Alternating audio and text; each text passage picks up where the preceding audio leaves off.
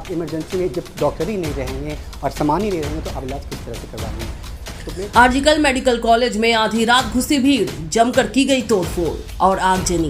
Kolkata police ने दागे आंसू गैस के गोले।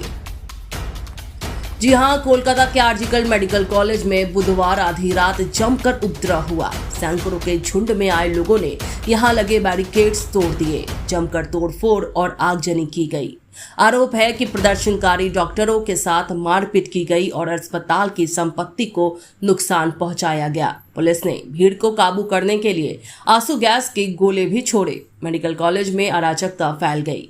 आलम यह रहा कि उग्र भीड़ ने अस्पताल की इमरजेंसी को भी नहीं छोड़ा। ये घटना अस्पताल में डॉक्टर के साथ हुए भयानक बलात्कार और हत्या का आक्रोश था। महिलाओं ने आधी रात को विरोध प्रदर्शन किया। इसी दौरान मामला बढ़ गया। ये तोड़फोड़ तब हुई जब रिक्लेम द नाइट्स विरोध रैलियां एक युवा पीजीटी डॉक्टर के क्रूर बलात्कार और हत्या के लिए न्याय की मांग करने के लिए आयोजित की गई थी।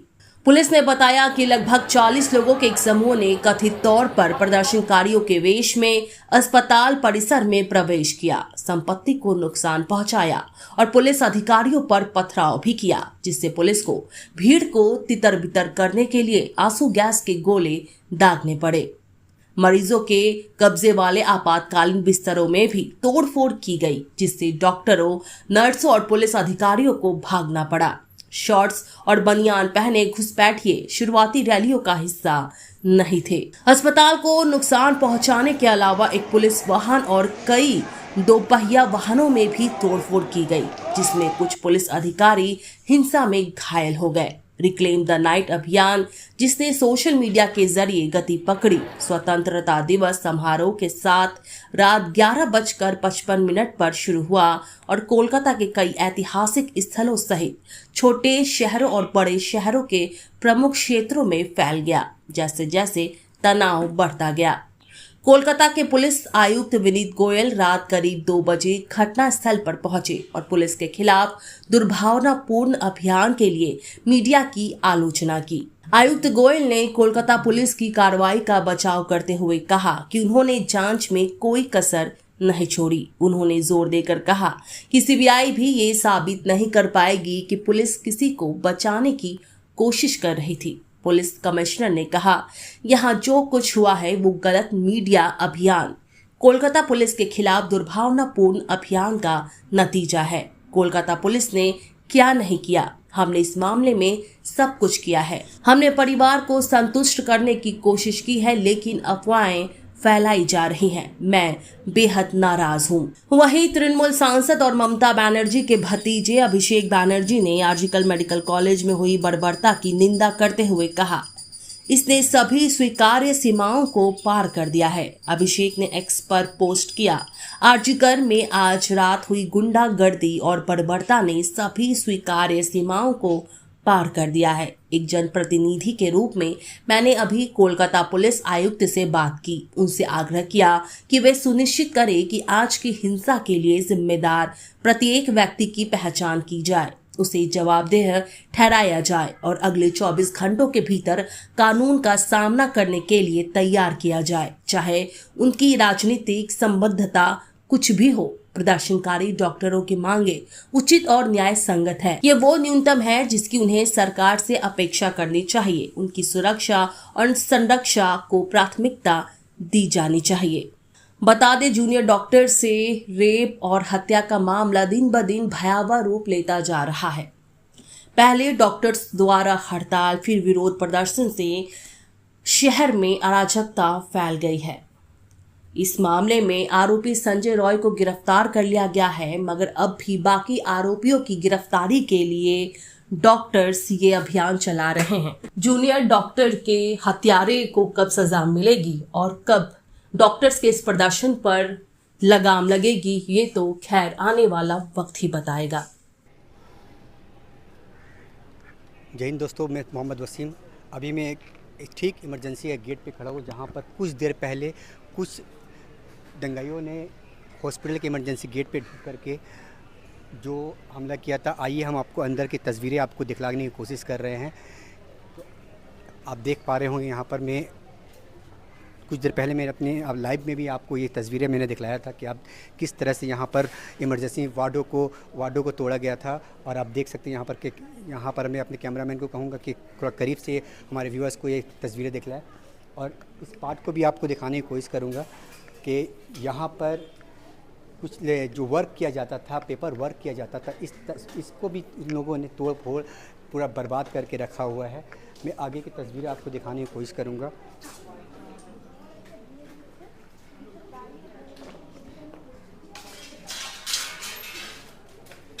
तो आप देख सकते होंगे, मैं यहाँ पर शहनवाज को बुलाने की कोशिश करूँगा कि तो शहनवाज, आपको पहले से पता होगा कि किस चीज़ का ये वार्ड है? देखिए, ये तो वार्ड है मेरे ख्याल से जो इमरजेंसी वार्ड होता है, मेल वार्ड है। जो इमरजेंसी में कोई पेशेंट आता है तो जो लोग आते हैं या जो मेल लोग आते हैं उनका यहाँ पे इलाज होता है इमरजेंसी पेशेंट का। और जब भीड़ आई तो लगभग आप भी उस वक्त लाइव थे और मैं भी अपने चैनल पे लाइव था, और शायद हम फ्रंट पे ही इस चीज़ को ग्राउंड ज़ीरो से रिकॉर्ड कर रहे थे। जी। तो जितने लोग दिखे उस वक्त मुझे नहीं लगता है कि वो डॉक्टर्स थे या फिर जो रियल प्रोटेस्टर थे जो पीड़िता को इंसाफ दिलाने के लिए आए थे। मुझे लगता था वो इसी मंशा से आए थे कि तोड़ भांग की जाए, इस प्रोटेस्ट को कहीं ना कहीं ख़त्म। सही है कि हॉस्पिटल की तमाम चीज़ों को नुकसान पहुंचाना, ये कहाँ तक सही है? देखिए, सरकारी चीज़ें हैं, इस तरह से तो मैं एक आम जनता के हिसाब से भी कहूँ तो इस तरह से चीज़ों को तोड़ना बिल्कुल गलत है। प्रोटेस्ट का मतलब ये नहीं कि हम किसी प्रॉपर्टी को तोड़े, चाहे वो पब्लिक प्रॉपर्टी हो या सरकारी प्रॉपर्टी हो। प्रोटेस्ट का मतलब है कि हम संवैधानिक तरीके से अपनी प्रोटेस्ट को करें। मामला पेश आ रहा था तो आप भी वहाँ मौजूद थे और मैं भी यहाँ था, तो कुछ लोग जो बच्चे थे, जो कह जाए कि कुछ नौजवान थे, 25 से 30 साल की उम्र के लोग थे, तो उनको देख के क्या लग रहा था कि वो डॉक्टर हैं या कोई बाहर से लोग बुलाए गए थे इस चीज़ों के लिए, ये प्री प्लान कुछ प्लानिंग था, ये आपको क्या लगता है? देखिए, कौन थे नहीं थे इस बात की पुष्टि तो हम नहीं कर सकते, लेकिन इसका जांच मैं पुलिस प्रशासन से कहूँगा कि इस बात का जांच करे कि कौन लोग आए थे, कहाँ से आए थे। कैमरा है, कैमरा तोड़ा गया तो कैमरा तोड़ने से पहले तो वीडियोस कुछ बने होंगे, प्लस मीडिया भी थी यहाँ पर, लगातार नेशनल मीडिया थी। हाँ, कहना चाहता हूँ कि जब ये प्रोटेस्ट बाहर चल रही थी, लोग कैंडल मार्च वगैरह जब कर रहे थे, तो उस टाइम सब कैंडल मार्च शाम बारात 5 माता मोड़ के करीब गई, तो तुरंत वहाँ से आने के बाद बाहर साइड में भी प्रोटेस्ट चल रहा था, तो कौन वो लोग थे जो भीतर आए और उस टाइम पुलिस मौजूद क्यों नहीं थे? ये देखिए, पुलिस फ्रंट, सबसे पहले जो लोग आए, जहाँ तक मैं समझ रहा हूँ कि प्रोटेस्ट जो पिछले शुक्रवार से चल रहा था, तो मेन गेट पर पुलिस काफ़ी तैनात थी, पुलिस मौजूद थी। सिर्फ मीडिया अलाउड थे या पेशेंट पार्टी कोई अगर अपना कार्ड दिखा रहा तो उन्हें अलाउड किया जा रहा था, डॉक्टर्स को अलाउड किया जा रहा था, प्रोटेस्टर को अलाउड किया जा रहा था। अगर कोई पार्टी का फ्लैग लेकर आ रहा है, चाहे वो किसी भी पार्टी का हो, या कोई संस्था का बैनर लेकर आ रहा है, तो उसे अलाउड पुलिस नहीं कर रही थी। लेकिन आज जिस तरह से फ्रंट गेट से ही प्रोटेस्टर अंदर आते हैं, या जो भीड़ होती है, जो भीड़ अंदर आती है मेन गेट से आती है, ये सबसे बड़ा सवाल यही है कि मेन गेट से वो अंदर कैसे आई। पुलिस का आना और यहाँ पर लाठी चार्ज करना, आंसू गैस करना, जिससे आपको भी बहुत सारी तकलीफ़ें हुई और आप भी को भी मैंने देखा कि आप किस तरह से उस तकलीफ़ को झेल रहे थे, और मैं भी वहीं पर मौजूद था। तो क्या सिचुएशन था उस टाइम आपके साथ? देखिए, आप भी ग्राउंड ज़ीरो पर थे, मैं भी ग्राउंड ज़ीरो पर था, और लगभग हम लाइव थे अपने चैनल पर और सारा कुछ ऑन रिकॉर्ड है। आपके ऊपर भी काफ़ी चार्जेस हुए हैं, मेरे ऊपर भी, मेरा जो छोटा भाई कैमरामैन था उसके ऊपर भी आंसू गैस पे। बताता चलूँ कि जब मैं यहाँ पर कुछ कैमरा रिकॉर्ड कर रहा था, मैं अकेले ही था, मैं और प्रोटेस्ट को मिल करता, तो कुछ नौजवान जो थे वो हमारे कैमरे पे वार किए और कहने लगे कि तुम कौन है, तुम कैमरा को बंद करो, यहाँ रिकॉर्ड नहीं कर सकते। तो मैं यही दिखलाने की कोशिश कर रहा था कि अगर वो वाकई में इंसाफ वाले लोग थे और इंसाफ दिलाना चाहते थे, तो क्यों वो इस चीज़ों को, हॉस्पिटल के तमाम चीज़ों को नुकसान पहुँचाना चाहते थे। अब यहाँ सवाल ये खड़ा होता है कि जहाँ पर ये सामान को नुकसान किया गया, ठीक है, तो अब इनकी भरपाई कौन करेगा और यहाँ पर किस तरह से अब इलाज की जाएगी। मैं यहाँ पर डॉक्टर है हमारे साहब है, एक पूछने सर, जब ये हादसा पेश आया, ठीक है, और बाइट थोड़ा सा सर प्लीज़ आप बता दीजिए। प्लीज़ आप डॉक्टर हैं? हाँ मैं डॉक्टर हूँ, पर तो नहीं सर, जब हम वहाँ मौजूद थे जब इस तरह से मेरा मामला मेरा पेश गला आया। ओके सर अभी बोलने लायक सर अभी बोलने लायक नहीं है, तो मैं समझ सकता हूँ कि सर किस तरह से गुजर चुके होंगे सर के, मगर सर का मैंने कुछ बातें सुनी थी। उन्होंने कहा कि अगर ये जो किए ये वो डॉक्टर तो नहीं थे, वो कोई और लोग थे और ये कुछ बाहर से लोग आए हुए थे। तो आइए मैं और कुछ तस्वीरें आपको दिखाने की कोशिश करता हूँ।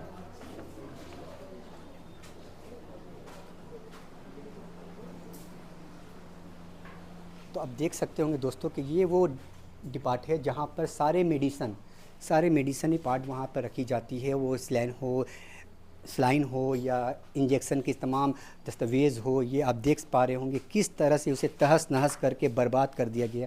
अब ये देख पा रहे होंगे, अपने कैमरामैन को मैं बोलूँगा करीब से आप दिखलाएं कि देखिए यहाँ पर किस तरह से ये सारे सामानों को उन लोगों ने तोड़ फोड़ के पूरा उजाड़ कर रखा गया है।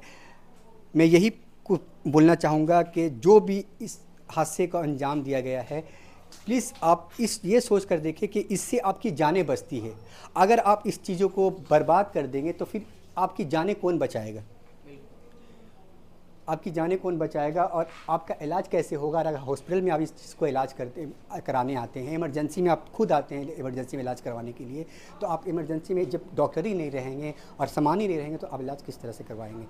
तो मैं गुजारिश करता हूँ तमाम जो लोग इस हमले में शामिल थे कि आप प्लीज़ इस चीज़ का ध्यान रखें और जो मेन आरोपी है उसे सख्त से सख्त सज़ा मिलनी चाहिए। मैं अपने प्रशासन से गुजारिश करता हूँ।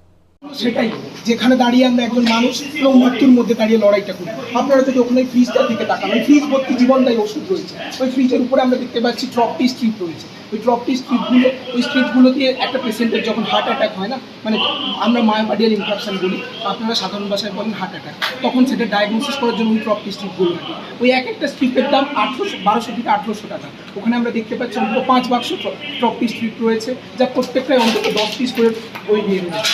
এত টাকার জিনিসপত্র নষ্ট হলো। ওখানে আপনি দেখতে পাবেন একটা ট্রে উল্টে পড়ে রয়েছে। ওই ট্রে জীবনদায়ী ওষুধের ট্রে। ওই ট্রের মধ্যে এমন ওষুধ থাকে যে ওষুধগুলো আমরা তখনই কাজে লাগাই যখন একটা পেশেন্ট আর হয়তো কয়েক সেকেন্ড তার জীবন রয়েছে। সেই মুহূর্তে আমরা সেই পেশেন্টটাকে সুস্থ করার জন্য ওই ওষুধগুলোকে কাজে লাগাই। আজকে সেই সমস্ত কিছু ধ্বংস হয়ে গেল। এই ক্ষতির কথা আমরা বলে বোঝাতে পারবো না, এই ক্ষতির কথা। আপনারা এটা ভাবছেন যে কালকে যদি পেশেন্ট আসে তার কি হবে। আমি আপনাদের অন্য একটা প্রশ্ন রাখবো। আজকে আমি নিজে ডাক্তার হয়েছি, আমার নিজের ভাই এবছর 12 পাস করেছে, সে ডাক্তারি পড়তে আসছে। আজকে এই ছবি দেখে আমি আমার ভাইকে গিয়ে বলতে পারবো ভাই তুই ডাক্তারি পড়তে আয়? আজকে আমার বাবা মা বলতে পারবে ভাই তুই ডাক্তারি এইভাবেই কি প্রতিবাদ? কিভাবে প্রতিবাদ? এটা প্রতিবাদ ছিল? এখানে কোনো প্রতিবাদের কিছুই ছিল না। এখানে যে ঘটনাটা ঘটেছে সেটা পিওরলি ভ্যান্ডালিজম, সেটা পিওরলি আমরা যারা প্রতিবাদ করছিলাম আমাদের মনে আতঙ্ক ঢোকানোর চেষ্টা। এখানে সেটুকুই ঘটেছে, এখানে কোনো প্রতিবাদের চিহ্ন মাত্র ছিল না। প্রতিবাদের চিহ্ন এটা নয়। ডক্টর সৌরভ, এই ঘটনার পর আমরা আতঙ্কিত হচ্ছি। আমরা বরং আন্দোলনের মঞ্চ থেকে অলরেডি আমরা জানিয়ে দিয়েছি, আমরা আরও বৃহত্তর আন্দোলনের প্রস্তুতি নিতে চাইছি। কারণ আজকে যদি আমরা আতঙ্কিত হয়ে পড়ি তাহলে পরবর্তী প্রজন্ম কী করে ডাক্তারি পড়তে আসবে? আজকে যদি আমরা আতঙ্কিত হয়ে পড়ি, ওই ঘটনা যখন ঘটে ওখানে পুলিশ ব্যারিকেডের পেছনে অন্তত 500 জন নিয়েছিল। আজকে আমাদের ওই সহপাঠী, আমাদের ওই দিদি, আমাদের ওই বোন, একজনের সঙ্গে কী ঘটনা ঘটে গেছে আপনারা জানেন। আজকে যদি কারোর সঙ্গে আরেকজনের সঙ্গে ঘটে যেত, কে দায়িত্ব নিত? আমরা যদি আতঙ্কিত হয়ে পড়ি, কে ওদের সুরক্ষার দায়িত্ব নেবে? পশ্চিমবাংলার স্বাস্থ্য ব্যবস্থাটা কে দেখবে? এটাই তো চাইছে মানুষ, এটাই যারা এখানে ঢুকে এসেছে তারা তো এটাই চাইছে, স্বাস্থ্য ব্যবস্থা ভেঙে পড়ে যাক। তোমরা বলছো আগামী দিনে বড় আন্দোলন করবে, কিন্তু যে জায়গা তোমাদের ভেঙে দেওয়া হয়েছে সেই জায়গাটাই কি নতুন করে আবারও? আমরা ওই ভাঙা মঞ্চ থেকেই আন্দোলন করব। কেন নতুন করে তৈরি করব? নতুন করে যদি তৈরি করে দিয়ে যায় তাহলে প্রশাসন তৈরি করে দিয়ে যাবে। নতুন করে যদি তৈরি করে দিয়ে যায়, যাদের ব্যর্থতা ওই মঞ্চ ভেঙেছে তারাই তৈরি করবে। আমরা ওই ভাঙা মঞ্চ থেকেই আন্দোলন করব।